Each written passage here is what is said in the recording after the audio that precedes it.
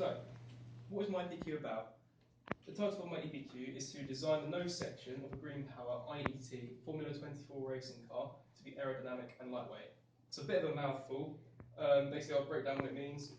So, Green Power, first of all, their objective is to advance education in the subjects of sustainable engineering and technology to young people. So, it's basically an education initiative for engineering students. And one way that they do this is through the Formula 24 races, which our car team takes part in. Through these races, students are able to design, build and race their own electrically powered cars. And the reason I chose this topic is because I myself have been a member of More Racing for 2 years. And at the moment they're, like Michael said, designing the new car, so this was the perfect opportunity to take part in that and to explore my interest in the topic of engineering. Going about this topic, because it was to design the nose section, I had to look into certain topics such as materials and aerodynamics. So I started off just getting a general overview because I don't really know much about these topics. So I went away and did some secondary research, looking in books, looking at websites, and then I moved on to things like analysing other car teams and with the most successful cars, looking at their shapes because obviously if they're winning they must be doing something right. And then from this I moved on to primary research, which involved the wind tunnel tests for the models and experimenting with paper mache as a new material. So this was just a few snapshots of the design and construction process of the models. So they're basically made of card, which was designed on CAD, which is a computer software for designing shapes, and then used the laser cutter to cut this out, glue them together, stuck card over it, and these were the end products here. So Michael and I went to the Aircraft Research Association, to do some wind tunnel testing. This was this model actually, I think, of this other model in the wind tunnel. And I've got a quick video to show you. Or maybe not. I haven't got a quick video to show you. What did the video show? It was just the video of the wind tunnel. Oh, okay, video show. And wind the tunnel. computer screen recording the data. Brilliant. I'll write that down. Video show. Wind tunnel. Yeah. And then the paper mache testing, which I was talking about.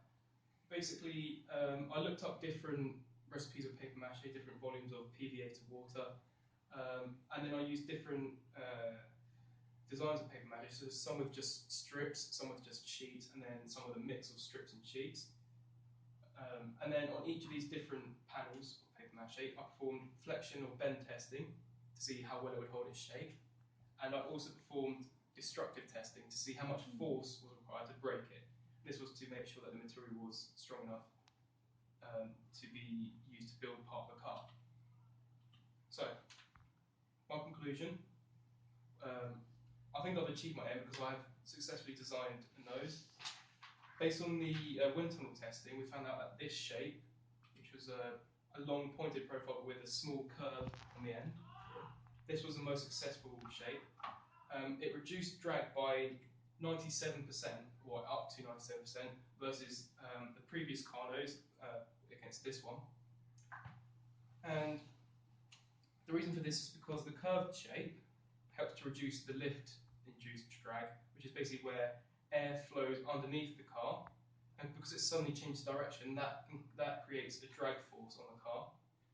But also because it's long and pointed, you're not getting quite as much of a blunt force of the air hitting the car. So if you imagine moving your hand quickly, if your hand's flat like that, there's a lot of resistance, whereas if it's sort of sleek, you get less resistance.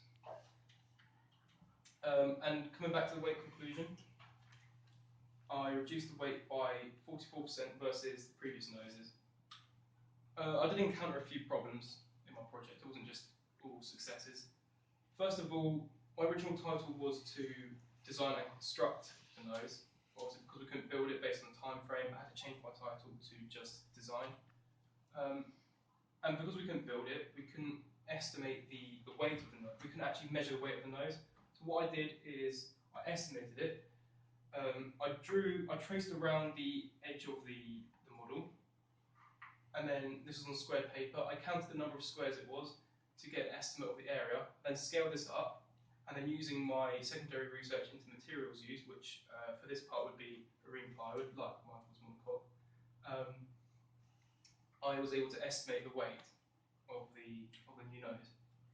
And like Michael said, with the wind tunnel testing, we originally built this model. Soon realised it was too big for the wind tunnel, and then had to construct a smaller, half the size of that one. I think throughout my experience of the EPQ, I've gained a lot of knowledge, not only in the topics of materials and aerodynamics, but also in terms of dissertation writing, essay writing, and referencing. Because I would like to go to university to study aerospace engineering. This topic, the EPQ, has just given me, like I said, an insight into dissertation writing, managing my time, organisation, and referencing. And it's also given me a little bit of a peek into the field of aerodynamics, which is a big topic in aerospace engineering. Any questions? Awesome. Okay, that's a really good, very professional presentation. Thank you. Well done. How are you going to use your artefact of Ruth? What's the next thing? What would you do with this artefact now? Well, the artefact just allowed us to test the aerodynamics of the shape. So now that we've got the shape nailed, we can use this to construct the full-size car, the full-size nose, which we'll do next year. And the paper mache, we'll continue to experiment with that and hopefully use it to eventually build a full paper mache nose, because that would be incredibly lightweight compared to plywood. Why did you come up with the paper mache idea? Well, it's been tested in previous years in the car team, but it's never really gone anywhere. Yeah. But I'm hoping that this year we'll be able to use it.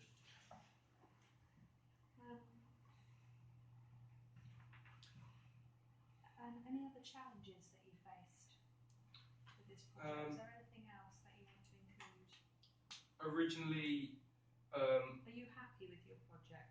I'm happy with my final project, but throughout the process, I set myself a number of deadlines, and because of the fact that I underestimated how much work it involved, I didn't meet all of those deadlines. Yeah. So if I was to do it again, I'd now that I've got more experience with managing my time, I'd probably be a bit more lenient with my deadlines. Okay. All right, brilliant.